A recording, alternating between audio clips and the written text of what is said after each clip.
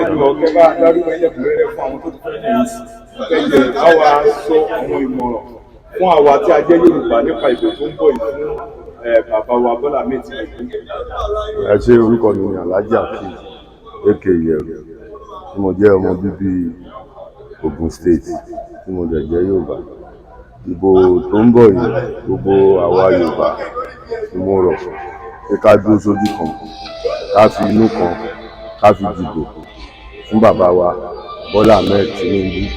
Tá bá wò lókè ọya, a wò bí àwọn Haúsá bí wọ́n ṣe ń gbárùkù sí bàbá wa tí ó jẹ́ Yorùbá. Kí ni eléyìí máa jẹ́ fún wa ìwúrí láti lè pé àwọn tí wọ́n jẹ́ Haúsá wọ́n ń sọ̀pọ̀tì bàbá wa Tinubu Jàgàbá olódòdẹ, wọ́n ń sọ̀pọ̀tì ẹ̀ ní ẹni tó wá láti South West.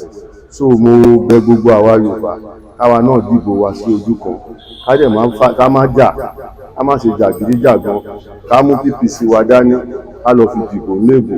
Tá bá dẹ̀ ti ń dìbò, ká dúró tìbò wa, ká má yàdá, ká má yọ̀bọ̀n, ká má yọ àdá.